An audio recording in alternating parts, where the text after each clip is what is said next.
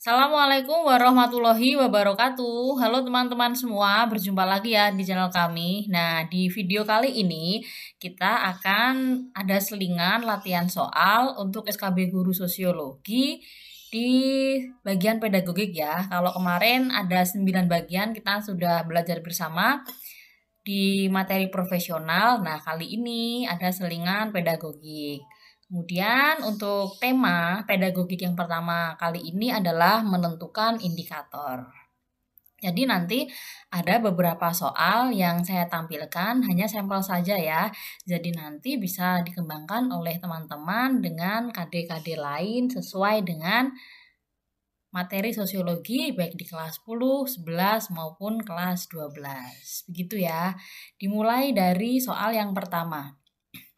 Dari kompetensi dasar 3.3, menerapkan konsep-konsep dasar sosiologi untuk memahami ragam gejala sosial di masyarakat di kelas 10, pada pokok bahasan pengendalian sosial dapat dibuat indikator A. Mengemukakan dampak negatif mobilitas sosial terhadap kehidupan masyarakat. B. Mengkategorikan faktor penghambat dan pendorong mobilitas sosial. C. Menjelaskan latar belakang terjadinya konflik di masyarakat. D. Mengidentifikasikan jenis-jenis lembaga pengendalian sosial. Atau E. Menganalisis contoh-contoh perilaku menyimpang yang disebabkan oleh sosialisasi dengan nilai-nilai subkebudayaan menyimpang. Jadi mana yang merupakan salah satu indikator dari KD ini ya? Mudah ya teman-teman. Nah, cari indikator yang terkait dengan pokok bahasan pengendalian sosial, yaitu D. Mengidentifikasikan jenis-jenis lembaga pengendalian sosial. Kemudian berlanjut ke soal nomor 2. Perbedaannya dengan soal nomor pertama, kalau soal nomor pertama tadi itu menentukan indikator yang sesuai, untuk soal nomor 2 ini menentukan indikator yang tidak sesuai dari pokok bahasan tertentu. Begitu ya.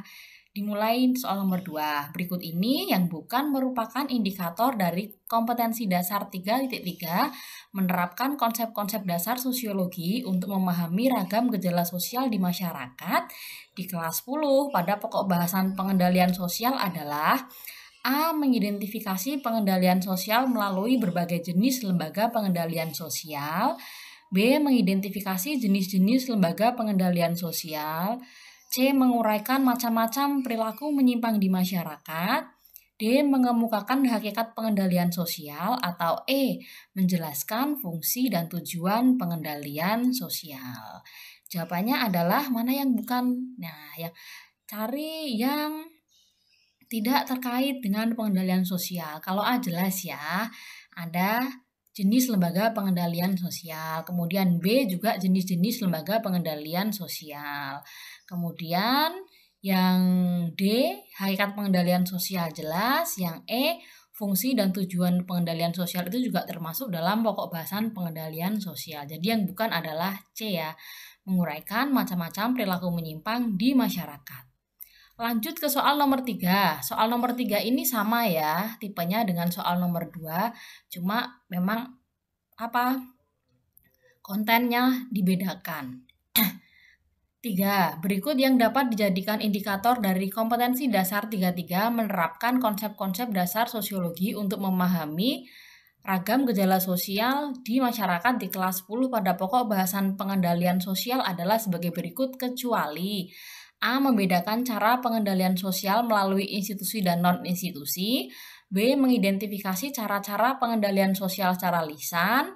C. Menjelaskan contoh-contoh cara pengendalian sosial melalui imbalan dan hukuman. D. Mengemukakan hakikat pengendalian sosial. Atau E. Menganalisis dampak permasalahan sosial dalam kehidupan masyarakat. Nah, yang bukan jelas ya, E ya. Nah, kalau opsi A, B, C, D itu ada terkait dengan pengendalian sosial semua, yang tidak hanya E. Lanjut ke soal nomor 4. Jadi, soal nomor 4 ini adalah tipe memilih beberapa pernyataan yang sesuai dengan soal ya. Perhatikan pernyataan-pernyataan berikut. 1. Menyimpulkan hal-hal yang berpotensi menimbulkan suatu konflik antar kelompok sosial. 2. Menganalisis contoh-contoh perilaku menyimpang yang disebabkan oleh sosialisasi dengan nilai-nilai subkebudayaan menyimpang. 3. Membedakan cara pengendalian sosial melalui institusi dan non-institusi. 4. Mengemukakan hakikat pengendalian sosial. 5. Mengidentifikasi cara-cara pengendalian sosial secara lisan yang dapat dijadikan sebagai indikator dari kompetensi dasar 3.3, menerapkan konsep-konsep dasar sosiologi untuk memahami ragam gejala sosial di masyarakat kelas 10 dalam materi pengendalian sosial adalah A 1, 2, dan 3, B 1, 3, dan 4, C 1, 4, dan 5, D 2, 3, dan 4, atau E 3, 4, dan 5. Mudah ya. Yang satu jelas tidak, karena berkaitan dengan konflik. Kemudian yang nomor 2 juga bukan, karena berkaitan dengan perilaku menyimpang. Jadi jawabannya adalah E, 3, 4, dan 5. Lanjut ya di soal nomor 5. Soal terakhir. Perhatikan pernyataan-pernyataan berikut. 1. Menjelaskan faktor penyebab konflik dan kekerasan. 2. Mengidentifikasi upaya resolusi konflik dan kekerasan. 3. Menyimpulkan peran mediasi dan pihak ketiga dalam penyelesaian konflik dan menumbuhkan perdamaian. 4. Mengemukakan hakikat integrasi sosial. Atau 5. Mengidentifikasi cara-cara pengendalian sosial secara lisan.